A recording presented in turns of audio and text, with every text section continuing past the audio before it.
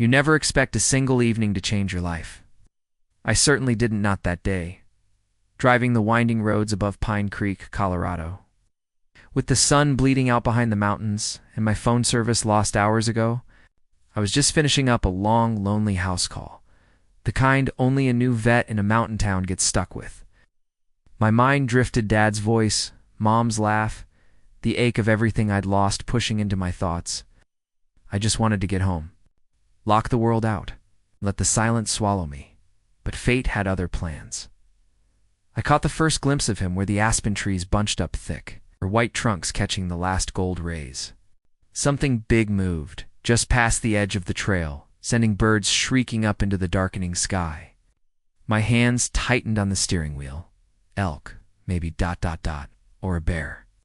But then I saw the shape. A horse. Wild, unmistakable muscles and bones. Entangled mane moving with a limp that made my heart lurch.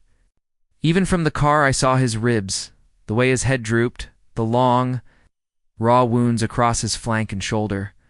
I pulled over, heart in my throat, telling myself to be careful. You can't just walk up to a wild Mustang, not here, not anywhere. But something in his eyes caught me. It's not just pain, but this desperate longing, as if he was hoping for a miracle. Slowly I stepped out, leaving the car door open, keeping my body low, my movements small. The forest seemed to hush around us.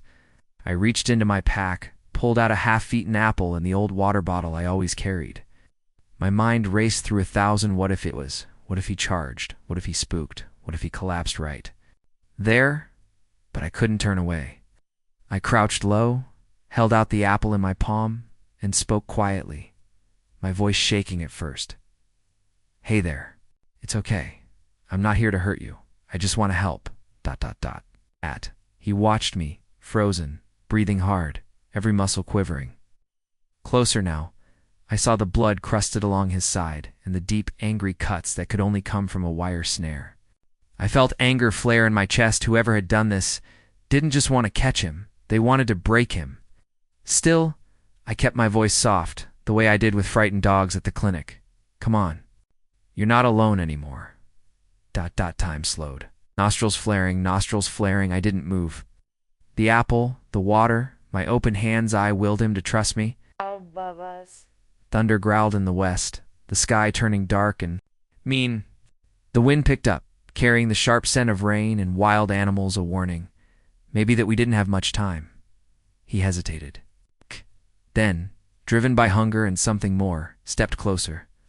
I let him sniff my hand, let him taste the apple.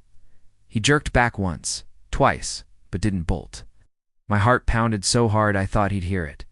I whispered to him, told him stories about second chances and starting over, about how sometimes you just need someone to stand with you, even when everything hurts. I saw the moment he decided. Yes, he would be rusty, because his coat was once a bright chestnut. Under the mud let me touch his neck. His skin shivered under my fingers, but he didn't pull away. I checked the wounds as best I could, my hands sticky with his blood and sweat. The cuts were bad, deep, and infected. In places, if I left him, the coyotes or the storm would finish what the snares had started. Lightning flashed, close now. I looked back at my car, at the road winding into blackness. Every instinct screamed at me to play it safe, to get back and call for help. But there was no time, and no one else would come. I wouldn't leave him, not tonight. I tore strips from the clean bandages in my kit, tied them together to make a makeshift halter, all the while whispering so Rusty wouldn't spook.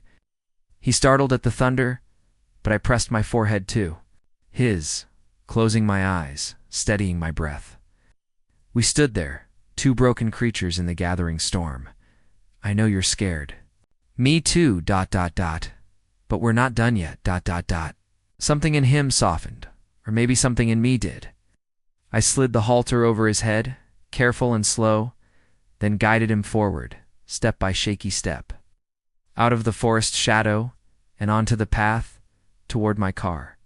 I knew the road was too rough to drive, that I'd have to walk him the long way back to my mobile clinic. My hands trembled, rain stinging my face, but I didn't care. Rusty stumbled, caught himself, and looked at me as if asking, "Are you Really staying? I squeezed his neck, felt the heat of his skin, the wild strength still buried beneath exhaustion. I'm not leaving you. Not ever. As the first cold drops fell, we started our journey together to survivors. Alone in the dark, choosing hope over fear. With miles of forest and a world of uncertainty waiting ahead, the rain came harder, turning the last sliver of daylight into a haze of silver and shadow. I gripped the makeshift halter, feeling the tremor of Rusty's body through the damp fabric. We stood at the edge of the trail, framed by the dark wall of forest behind us and a ribbon of muddy path stretching ahead. My breath steamed in the cold mountain air. I looked at Rusty, at the blood matting his fur, the desperation in his eyes. The wind howled, flinging needles of rain against my face. All the old warnings from vet school, never try to walk an injured wild horse at night, never risk getting caught out in a storm, spun through my head. But if I left him here, he would die. No second thoughts. Let's go, Rusty. Do this ... one step at a time ... He flinched as thunder cracked over the trees, but when I tugged gently on the halter, he moved with me. Our pace was painfully slow. Every few yards, Rusty stumbled, his hooves slipping on wet stones, legs buckling as pain knifed through his body. Sometimes he froze completely, head low, body trembling. I could barely see the trail, let alone the dangers that might be hiding in the darkness-fallen branches. Deep puddles, the silent eyes of animals watching from the brush. I kept talking, my voice the only anchor in the swirling dark. My mom used to say, "Storms always pass." ... She was right. We'll get through this, Rusty. The path narrowed as we descended toward the creek. The smell of pine was sharp and wet. At one point I heard coyotes howling far off to be an immediate threat, but close enough to set my nerves on edge. Rusty's ears flicked toward. The sound, panic blooming in his eyes. I pressed my hand to his neck, willing him to stay with me. A flash of lightning lit the trail for a split second. That's when I saw how bad his injuries really were. The cuts on his legs oozed blood, and every movement drew fresh pain. Still, he kept going, driven by some threadbare trust and a desperate will to survive. The rain soaked through my jacket and jeans. My boots squelched with every step. I tried not to think about the miles left, or the shadows moving in the trees, or the weight of exhaustion pressing down on both of us. Instead, I told Rusty about myself, how I'd come to this mountain town hoping to outrun my own grief. How? I'd lost my family and felt more alone than I'd ever admit to anyone. I told him about my old dog back in Seattle, about the first horse I'd ever treated, about the patients I'd saved and the ones I hadn't. My words poured out in the dark, half for him, half for me. I don't know if you can understand, but sometimes it feels like the world just wants to break you. Maybe we can help each other. ... Rusty stumbled and went down hard, knees hitting the muddy path with a sickening thud. My heart stopped. I dropped to my knees beside him, mud soaking into my jeans, hands searching for new injuries. He lay there, sides heaving, eyes rolling white with pain. It's okay, Rusty. I'm right here. Don't give up on me, okay? I wrapped my arms around his neck, ignoring the freezing rain. For a moment, the only sound was the storm. I whispered to him the way I used to whisper to my mom when the pain got bad. It's the way I'd whispered to myself on the worst nights after losing her. You're not alone, ... not anymore, ... Please, get up. We're so close, ... I don't know how long we sat there, but finally, with a shuddering effort, Rusty lurched to his feet, almost cried with relief. I stroked his cheek, let him rest against my shoulder for a moment. Then, together, we pressed on. The night dragged. Twice, I nearly turned back, my resolve cracking under the weight of fear and fatigue. The trail was a river of mud.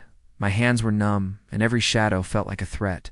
Rusty slipped again and again, but each time he looked at me and found the strength to rise. We walked through the dark, as if through a dream, to survivors with nothing left but each other. At last, after what felt like hours, the lights of the mobile clinic came into view, a pale golden glow cutting through the storm.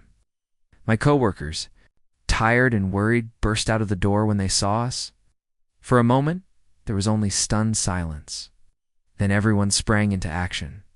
Amelia, what happened? Is that a wild? No time he's hurt bad? Get the stall ready?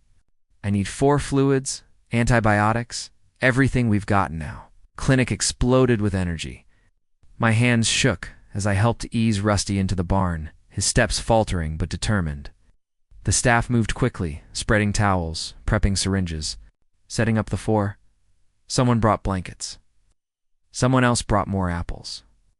The rain pounded the roof, thunder rattled the windows, but inside all that mattered was Rusty, his battered body, his terrified eyes, his stubborn, unbreakable heart.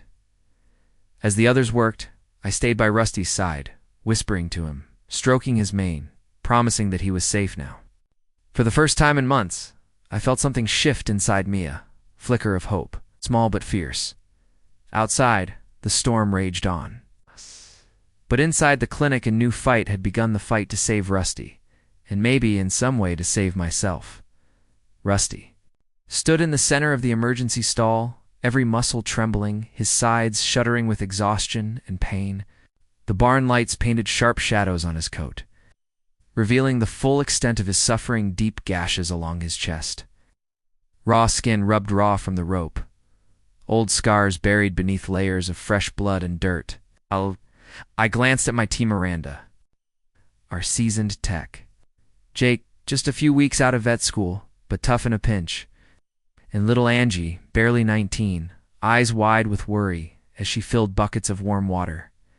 We moved in a practiced rhythm, the storm outside pounding against the tin roof, thunder rolling through the valley. Miranda held Rusty's halter while I cleaned the worst of the wounds.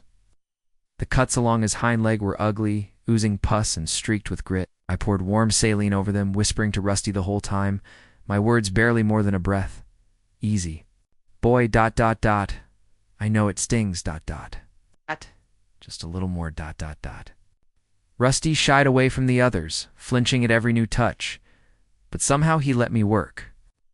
Even when I pressed antibiotic cream into the deepest wounds or slid the 4 catheter beneath his battered skin, his eyes tracked me through every movement, as if memorizing my scent, my voice, the gentle touch of my hands. I could feel the trust, fragile as glass, stretching between us. The hours blurred together. Jake checked Rusty's heartbeat, fast but steady enough. Angie stood ready with bandages, her hands shaking only slightly as she helped tape the worst gashes.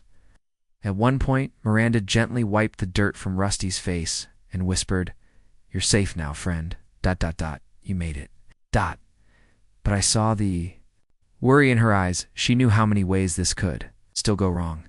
Infection, shock, starvation, the long shadow of trauma hanging over them both. Rusty had made it this far, but we all knew survival was never guaranteed. I kept watch through the night, sitting just outside the stall on an overturned bucket, jotting notes in my battered journal.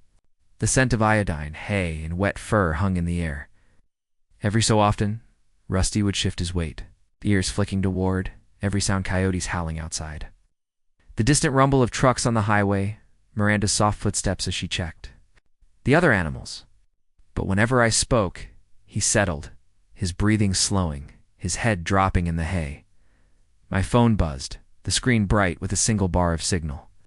I took a shaky breath and snapped a photo. Rusty standing tall despite his wounds, the storm raging outside, the faint glow of hope in his eyes. I posted it to my online journal, the one I'd started for family and friends back home, not really expecting anyone to read it. Tonight, though, the story felt different.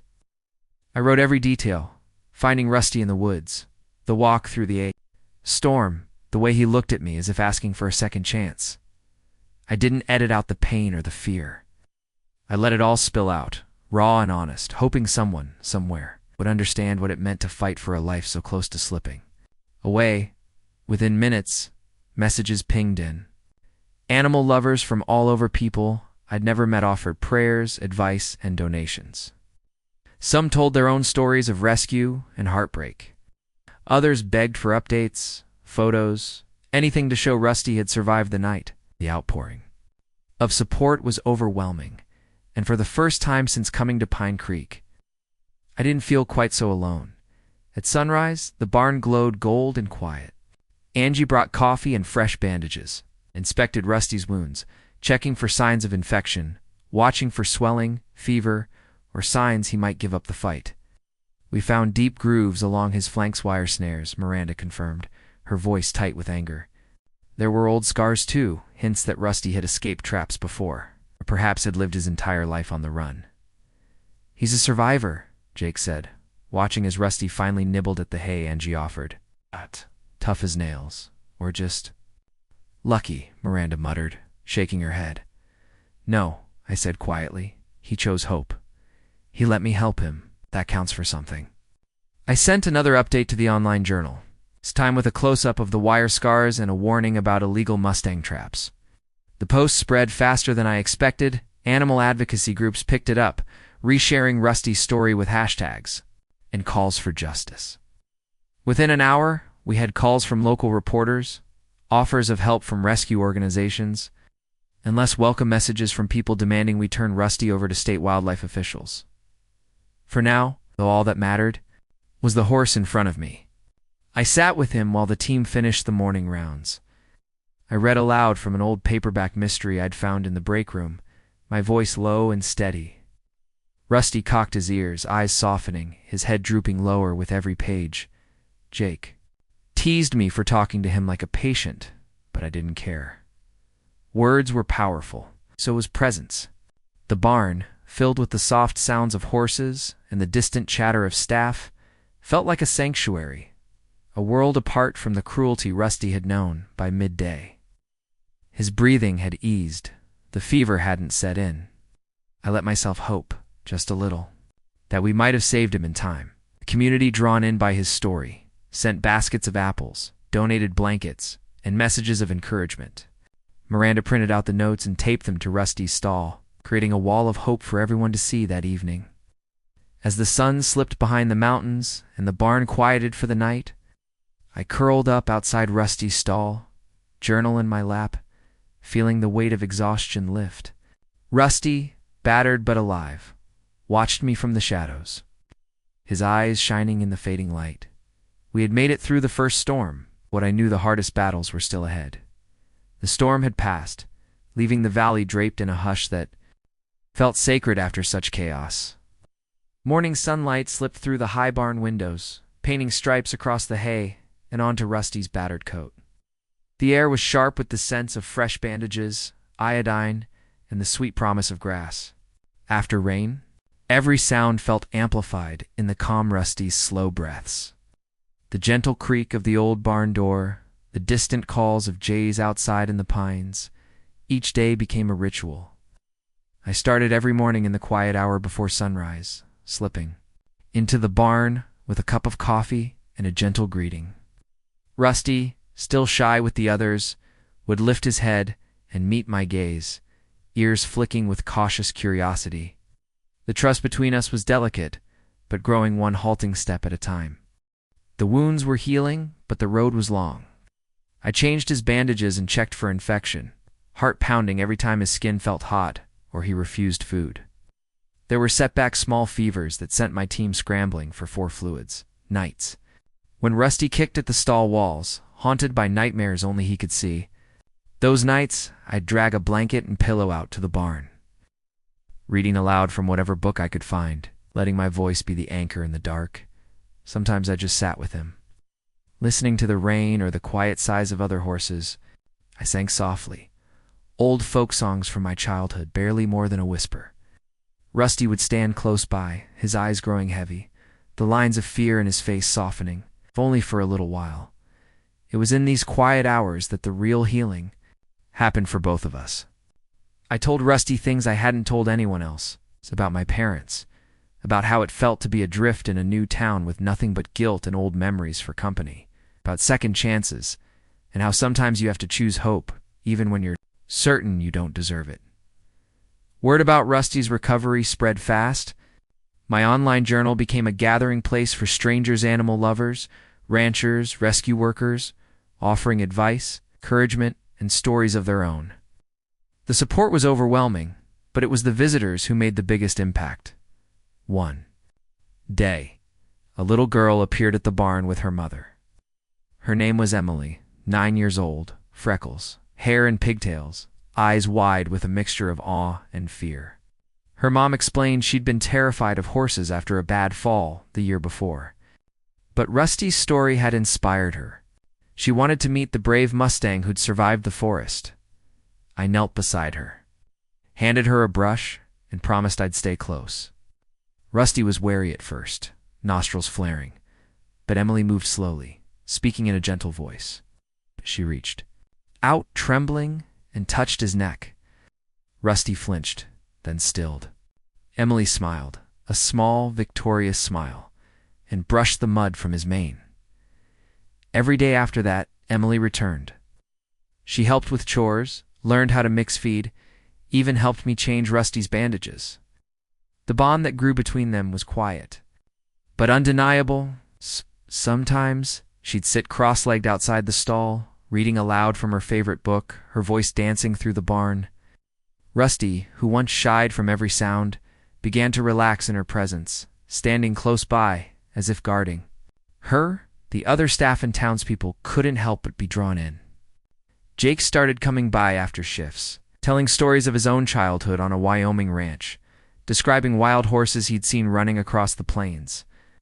Miranda, who always kept a tough front, brought in extra treats for Rusty crisp apples. Sweet molasses cubes. She'd linger in the evenings, watching as Emily and I worked, sometimes sharing memories of animals she'd loved and lost. Word spread through. Pine Creek about the Mustang hood cheated death, and the new vet hood risked everything for him. Locals stopped by to donate hay, blankets, even handmade cards for Rusty's stall. Some came just to watch, offering quiet prayers or stories of their own battles with grief and fear. In those weeks, the barn became more than a clinic. It became a sanctuary, a place where wounds, visible and invisible, could begin to heal. Sometimes I'd catch a glimpse of myself in the stall window, hair wild, clothes stained with mud and medicine, and realize I was healing too. There were setbacks. One afternoon, Rusty spiked a fever so suddenly that panic shot through the staff. I worked through the night, cold sweat on my brow, heart in my throat as I counted every shallow breath. Emily stayed too, sitting outside the stall with her favorite stuffed animal, whispering encouragement. The fever broke just before dawn. I leaned against the wall, tears slipping down my cheeks, whispering thanks to anyone who would listen.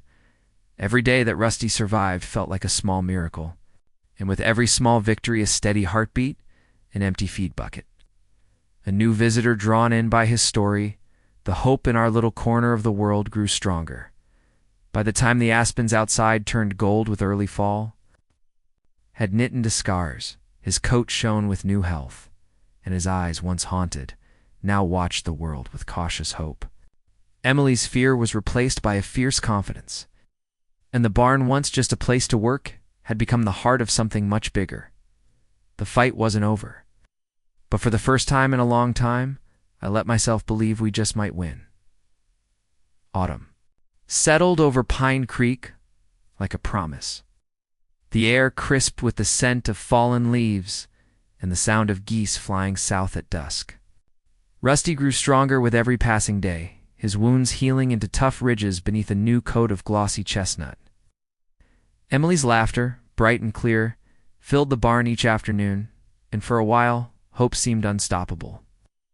The world outside our little sanctuary felt distant, as if nothing could touch us. But good news travels fast, and in a small mountain town, so does trouble. It started with a phone call from a reporter. The story I'd shared in my online journal, Rusty's rescue, his fight for survival, had gone viral. Animal advocacy groups picked it up, resharing it across social media. Donations poured in. Messages arrived from across the country, offering supplies, money, even volunteers eager to help with Rusty's care. People began driving hours just to catch a glimpse of the wild Mustang who had survived the storm. I should have felt nothing but gratitude. Instead, anxiety crept in. The attention was a double-edged sword.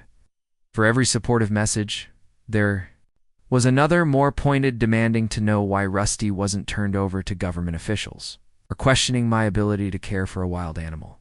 The calls from wildlife authorities grew more frequent, their tone shifting from polite concern to firm insistence. We need to transfer the Mustang to a holding facility, the state official said, his voice clipped over the phone. Protocol. He's government property, you understand. I tried to explain, to plead Rusty's case. He's still healing. He's still scared. The trauma, it's not your decision. There are laws, Dr. Nguyen. I hung up, heart pounding, frustration burning in my chest. I wasn't ready to give Rusty up, not after everything he'd survived. Not when he was just beginning to trust the world again.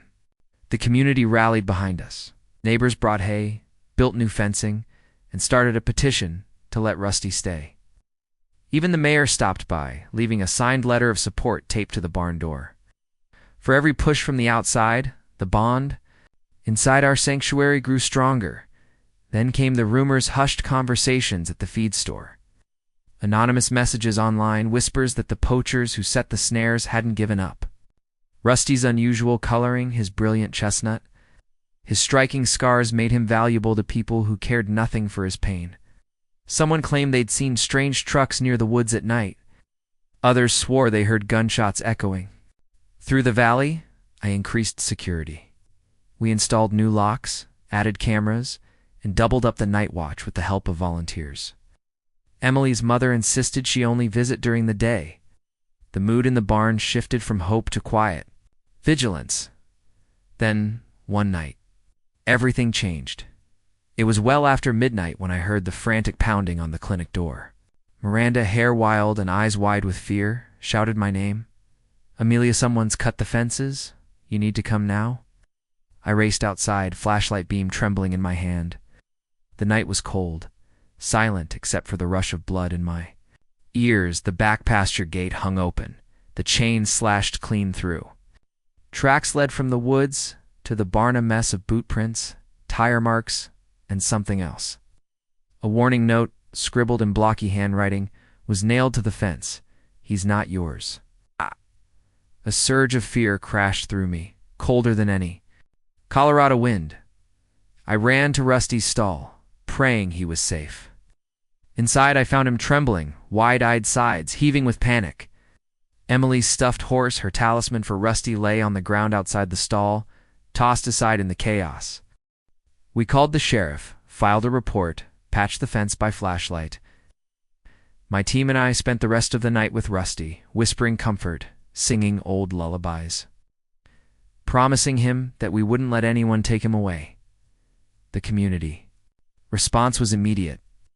The next morning, neighbors arrived with supplies, boards for new fencing, fresh locks, even a retired police dog to patrol the property.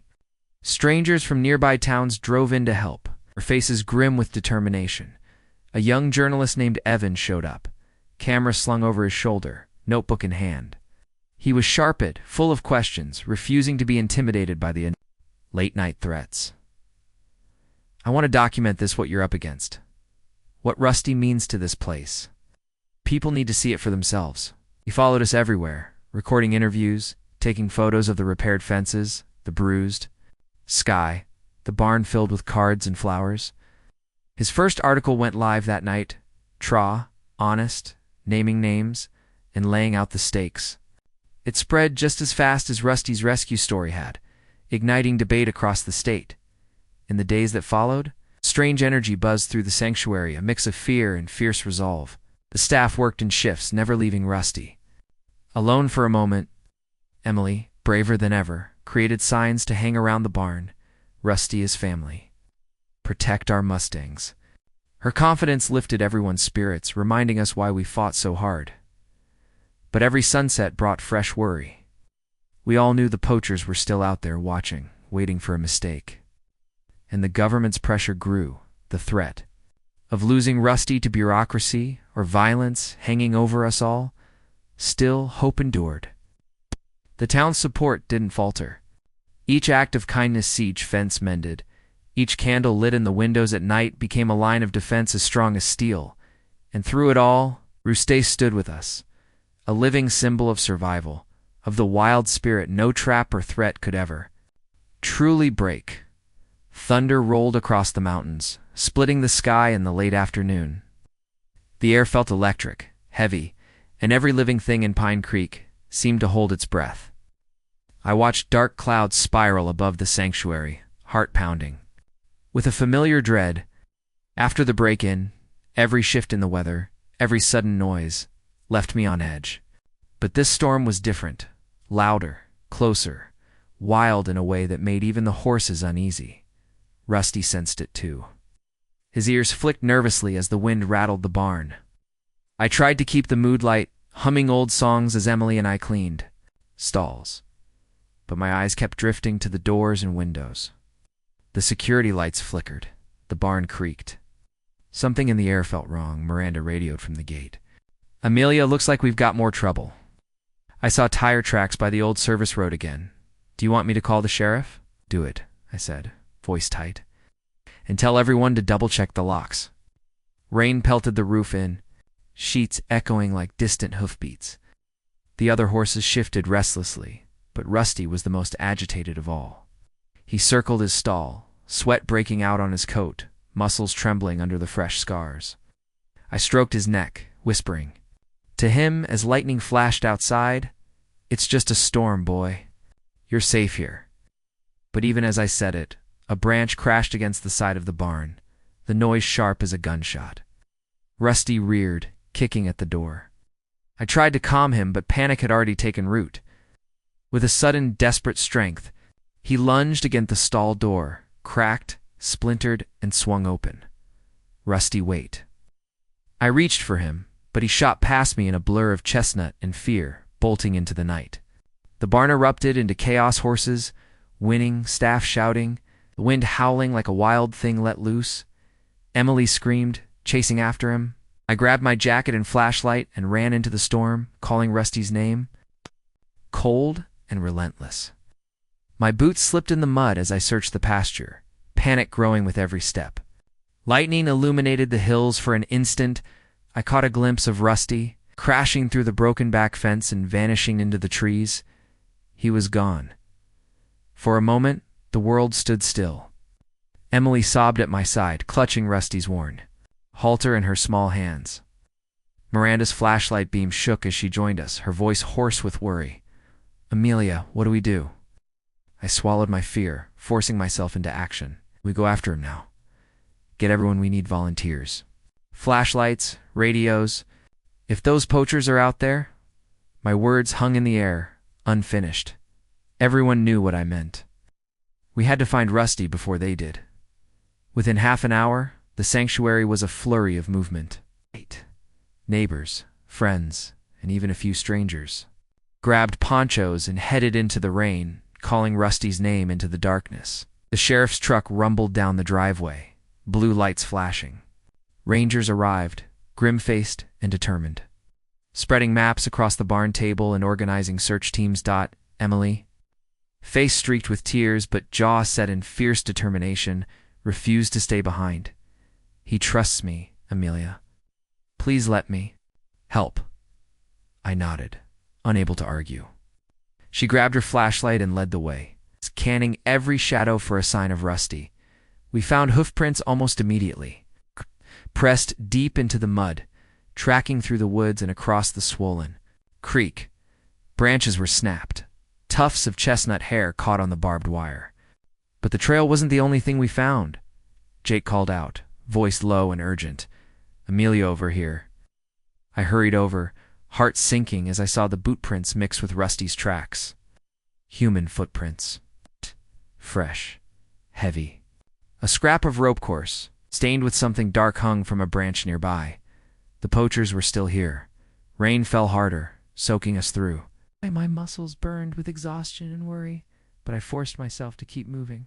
The forest felt endless, the shadows pressing in from all sides. Every so often, we'd stop listening for any sign, hoofbeats, a distant whinny, the bark of a dog at one point. Emily stumbled and nearly fell. I caught her arm, steadying her. You okay? I asked, worry tightening my voice. She nodded fiercely. Not leaving him, Amelia, I promised. Her words steadied me. We pressed on, following the trail deeper into the trees.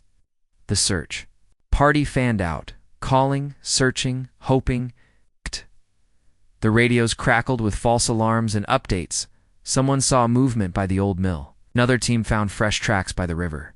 The storm raged around us, but giving up wasn't an option. Hours passed. The night felt endless. My legs ached and worry gnawed at my insides. At times, hope wavered a coyote howl nearby, a flash of light that turned out to be nothing. The memory of that warning note haunting every step.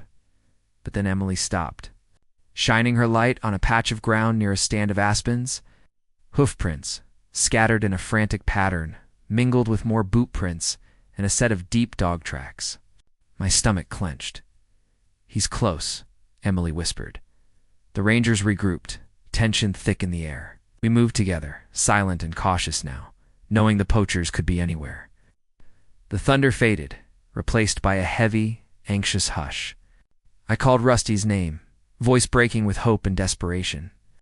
The only answer was the wind. As dawn began to bleed into the stormy sky, the search grew desperate. The odds of finding Rusty alive, free from traps, free from the men who wanted him, grew smaller with every passing minute, but none of us stopped, searching because Rusty had chosen hope. And so would we. We searched for hours, the pale dawn spilling through storm-lashed trees as exhaustion set in. My legs ached, my clothes clung to me, soaked and caked with mud, but I refused to slow down. Emily kept close, stubborn as ever, her flashlight darting from shadow to shadow. Rangers called out updates across the radio, their voices crackling in the thin morning light. Suddenly, Jake's voice broke through the static, urgent and breathless. "Found something ravine, northwest side. You need to get here now." Oh my. Heart jumped. I grabbed Emily's hand, and we pushed through the tangled underbrush, branches snapping and whipping our faces, every step driven by hope and dread. The ground sloped sharply, mud slick beneath our boots. When we reached the edge of the ravine, I froze. Rusty stood below us, sides heaving, cornered between a wall of boulders and a thicket of thorny brush. Men blocked his escape, both in heavy boots and weather-beaten jackets. Rope. The other held a long wooden pole, moving with a deliberate, menacing patience. Behind them, a snarling dog strained at its leash, barking and lunging at Rusty, who pawed the ground, terror and defiance burning in his eyes. The poachers. A wave of fury washed over me. I started down the slope, boots sliding, calling out before I had time to think. "Get away from him now." The men turned, startled. One glared, tightening his grip on the rope. "Back off, lady. This horse is ours. You got no idea what you're dealing with." I know exactly what I'm dealing with. My voice shook, but I forced myself to keep moving, hands raised. "You're trespassing on protected land. Law enforcement is on the way." He laughed, a cold, dismissive sound. The dog snapped at Rusty's heels, making him rear and slam against the rocks. Emily was beside me now, her face white with fear. But she didn't let go of my hand. "Don't do this," I pleaded, voice cracking. "He's not just a horse. He's money," the other man snapped, swinging the pole at Rusty's head. Rusty screamed, a wild, furious sound, and tried to bolt. The rope lashed around his neck, pulling him short. I watched, helpless. Every instinct screaming to fight, but knowing one wrong move could end it all. At that moment, a blur of color streaked past Emily, her voice rising above the chaos. "Hey, leave him alone." Before I could stop her, she sprinted toward the dog, waving her arms and shouting. The dog, startled, jerked away from its handler, barking furiously but distracted just long enough. Rusty saw his chance and charged, breaking free of the rope and barreling straight toward me. "Run, Rusty," I yelled, throwing my arms wide. Rusty dodged around me, hooves thundering up the ravine. But the poachers lunged after him, curses echoing through the trees. I stepped in front of them, planting myself firmly in their path. "You're not taking him," the taller man sneered, raising the pole threateningly. "You're going to get hurt, lady. Move." My legs trembled, but I refused to give an inch. "I'm not alone," I said, glancing back up the hill. Sirens split the air, the rangers and sheriff, closing in at last. Jake and Miranda appeared at the top of the ravine, waving and shouting. The poachers froze, caught between us and the growing crowd above. The dog snapped and barked, straining at the leash. A tense standoff hung in the air, the world holding its breath. "Drop it," the ranger shouted, gun drawn but lowered, voice commanding. The poachers hesitated, then slowly dropped the rope and pole, hands raised. The dog, now more confused than aggressive, slunk behind them. 2 deputies clambered down, handcuffs flashing in the sunlight. It was over almost, but Rusty wasn't gone.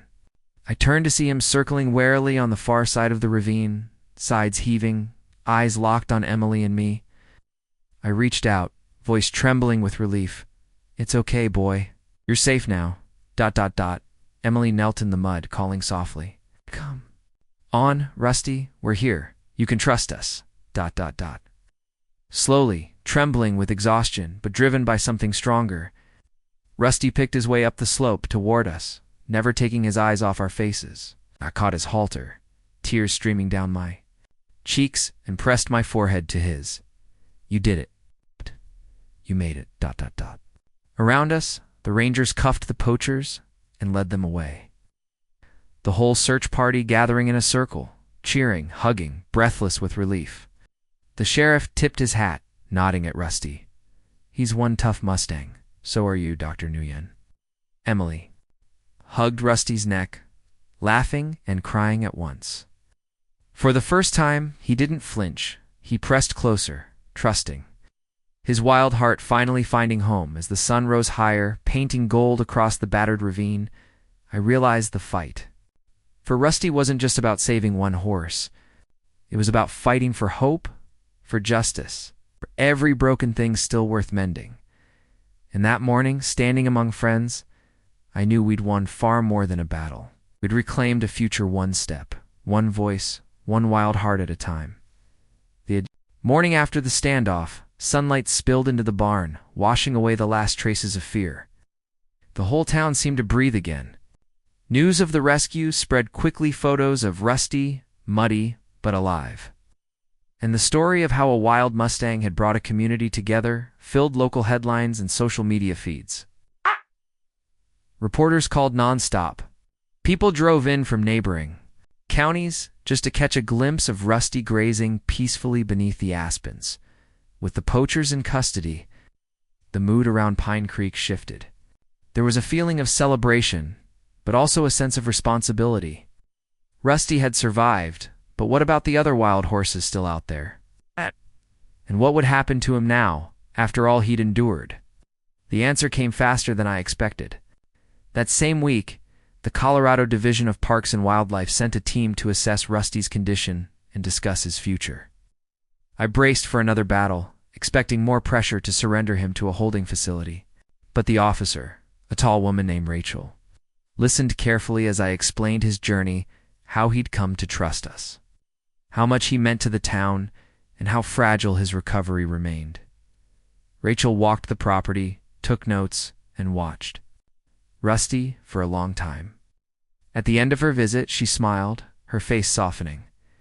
"You've got something special here, Dr. Nguyen, and it's not just the horse.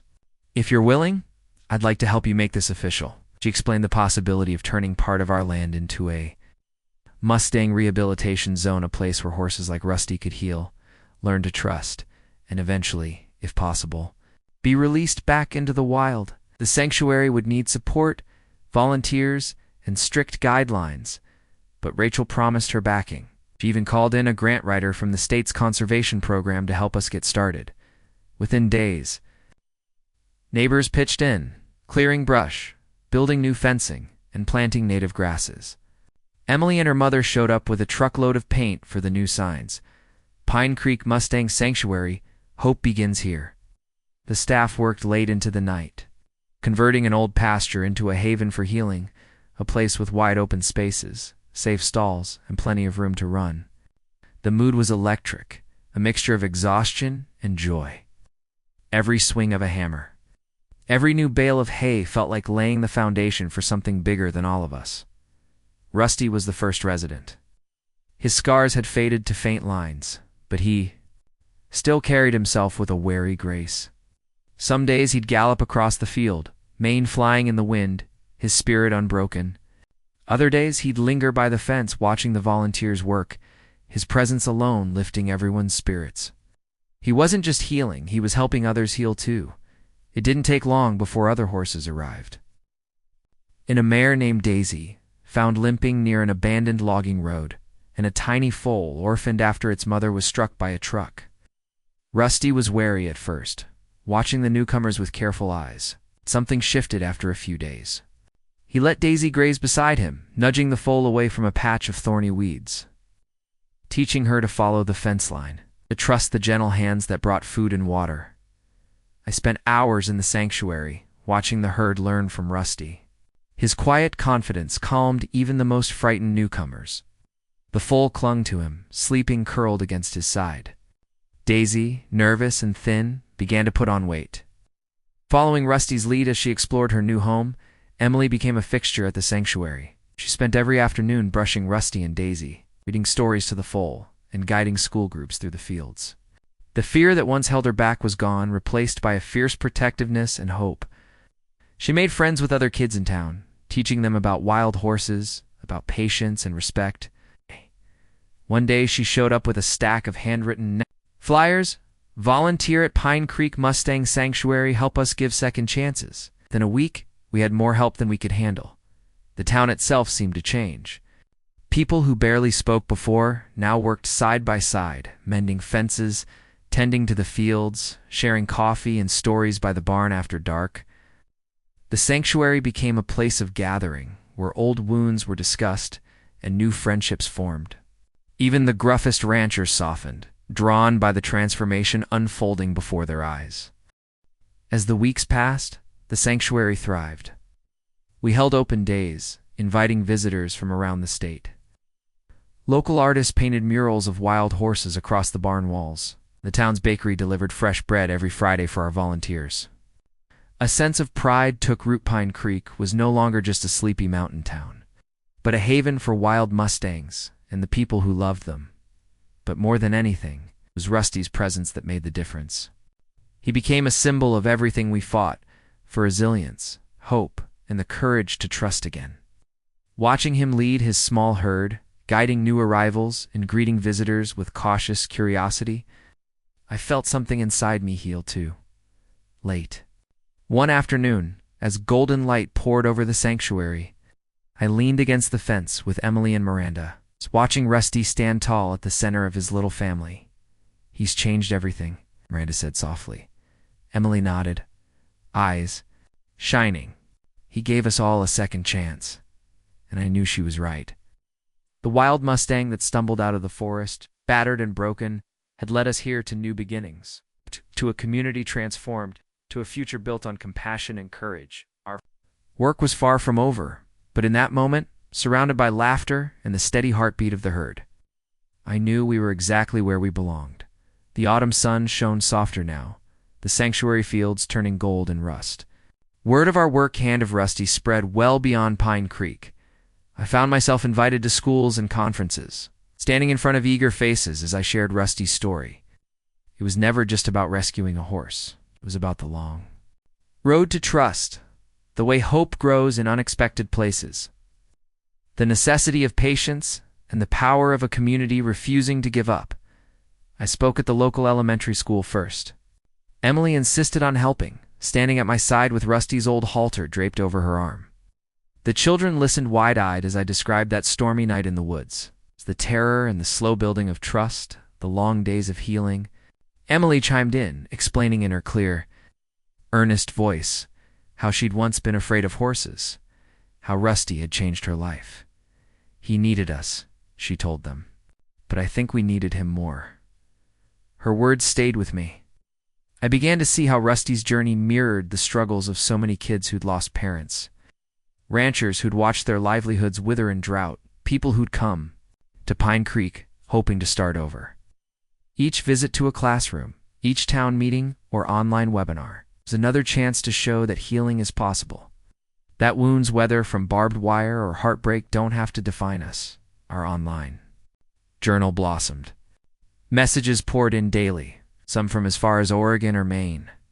A teacher wrote about using Rusty's story to teach her students about resilience. A group of foster kids sent us a bundle of drawings, wild horses running free, each with scars. Like Rusty's, but every one of them smiling. Advocacy groups began reaching out, hoping to learn from our model how we'd combined community action, patient veterinary care, and open arms to make something lasting. Emily grew into her role. At the sanctuary, she started as a helper, then became a leader, teaching other volunteers how to approach frightened horses, how to recognize when patience was more important than action. She organized group visits for kids struggling with anxiety or grief. Sometimes, I watched from the shade, pride swelling in my chest as she guided her little troop across the fields. Rusty, following at her heels, Daisy and the foal trailing behind. The town itself had changed. Pine Creek had always been friendly, but now there was a new sense of purpose. We held community nights at the sanctuary potlucks under the stars, storytelling sessions around a bonfire, music drifting across the fields, old feuds faded, replaced by shared laughter and a commitment to protecting what we'd built. People who'd once been strangers now greeted each other as neighbors. The mayor even convinced the state to post a new sign on the highway, "Welcome to Pine Creek, home of the Mustangs." Tourists and school groups visited, drawn by the story of Rusty and the promise of seeing wild horses up close. Stores started selling postcards featuring Rusty's photo, and our online fundraising grew with every new visitor. But the most important changes were quieter, the way Emily's mother now smiled more easily. The way Miranda, once gruff and guarded, laughed with the kids. The way people spoke about hope, not as a distant dream but as something they'd built together. The young journalist. Evan returned often, notebook in hand, camera slung across his chest. He watched, listened, and eventually published a long piece, part profile, part documentary about Rusty, the sanctuary, and the way a single wild horse had transformed a community. The article was picked up by several national outlets, and soon we were fielding calls from across the country. Rescue groups wanted to replicate our model. Parents of troubled kids asked if they could visit, even from hundreds of miles away. Evans. Story 1. A State Journalism Award. But more important than the recognition was the impact it brought: new advocates, new volunteers, new supporters, eager to be part of the work. We started planning workshops, creating resource guides, reaching out to nearby towns. The lessons Rusty had taught us about patience, resilience, second chances were taking root far beyond Pine Creek. One chilly afternoon, I stood at the edge of the pasture, watching as Emily and a group of kids helped plant new wildflowers. Along the fence line, Rusty watched them, ever the sentinel, his gaze gentle and wise. I realized how far we'd come, how many fears we'd faced, how much pain we'd worked through, how hope had become not just a word, but a daily practice. That night I spoke at a statewide conference, my hands shaking at first as I described the journey, the midnight rescue, the setbacks, the community that rallied around a battered horse. I ended with the lesson I carried deepest, that rescue is always mutual. We think we're saving them, but often they're saving us right back. The applause was long and warm. But what meant most was the line of people who stayed after, sharing their own stories of loss and healing, of animals who changed their lives, of communities finding their purpose in unexpected places. When I returned home, the sanctuary glowed with lanterns and laughter. Emily met me at the gate, cheeks flushed, Rusty at her side. She handed me a new drawing, a wild Mustang standing tall beneath a bright sky, a herd gathered behind him. "He's not just our story anymore," she whispered. "He's everyone's." I squeezed her shoulder, blinking back tears. She was right. Rusty's story and ours belonged to everyone who'd ever hoped for a second chance. Months passed, and the world moved steadily toward winter. The fields of the Pine Creek Mustang Sanctuary faded from gold to pale brown under the weight of early snows. Each day, I found myself drawn to the same place as dusk fell, a stretch of weathered fence along the highest pasture, where I could look out across the hills and watched the herd graze under the open sky, Rusty was always easy to spot. He moved with an effortless strength now, the one-straw scars on his chest and flanks long since healed, his coat shining even as the wind whipped snow in swirling gusts. There was a quiet majesty to him, a steadiness born of hardship endured and overcome. He was no longer just a survivor. He was a leader guiding his small family with a calm confidence that drew others close. Some evenings I would climb up onto the fence rail, pulling my jacket tight against the cold, and simply watch. Daisy grazed nearby, her foal now a bold, leggy filly never far from her side. A few new arrivals rescued by rangers from the latest round of illegal trapping followed Rusty with an almost reverent trust. The transformation was astonishing. Each horse, broken and fearful on arrival, found comfort in Rusty's presence and slowly, inevitably, learned to heal. But it wasn't just the horses who had changed. As the sanctuary grew, so did its influence. Teachers from all over the region brought students for field trips, eager for them to learn about wildlife, compassion, and community. Emily, now confident in her own voice, led tours and answered questions, her cheeks flushed with pride. Volunteers, some of whom had once only watched from afar, were now regular faces fixing fences, mucking stalls, feeding the growing herd. The town itself felt different. Pine Creek had always been a place of quiet endurance, but now there was a sense of pride that ran deeper than before. At the annual holiday parade, Rusty was featured on a hand-painted float, surrounded by children dressed as horses and rangers. The crowd cheered as the float rolled by. The story of Rusty and the sanctuary now woven into the identity of the whole community. One evening, as the sun set in a blaze of orange and pink behind the mountains, I found myself alone with Rusty at the fence. He stood close, his breath rising in soft clouds, his eyes as deep and clear as ever. I thought back to that first night, terror in his gaze, the blood on his side, the desperate hope that had kept us both moving through the storm. It felt like a lifetime ago. "Did you know," I murmured, "that saving you would change everything, ... Not just for me, but for all of us?" He nudged my shoulder with his muzzle, warm and steady, as if answering, as if he'd known all along. In the quiet, I let myself reflect on all we'd been through. I saw it in flashes: Miranda's steady hands as she changed bandages, Jake's grin as he wrangled a runaway foal, Emily's trembling courage as she faced her fears in the barn, the laughter and music at our first harvest festival, the circle of faces around the bonfire as stories were shared and old wounds quietly healed. And I saw myself, too, no longer running from grief, no longer lost in loneliness, but grounded in a purpose that stretched far beyond my own pain. Rusty had given me a second chance, the kind I never dared hope for after losing my family. In helping him find safety, I'd found it myself, sometimes late at night. I'd reread old journal entries, the early days when I doubted everything, when hope felt as fragile as a single flame in a vast, dark forest. I'd read the messages, sent by strangers from all over the country, stories of dogs and cats, horses and people, all transformed by patience and kindness. The sanctuary had become a beacon not just for animals, but for anyone looking for proof that healing was possible. We'd had setbacks, course illnesses, fence repairs after a windstorm, a few tense meetings with state officials as new. Rescues arrived. But every challenge had been met together, the community drawing tighter. Each small victory, a reminder of what could be accomplished when no one gave up. One afternoon, Emily came running to find me, breathless and grinning.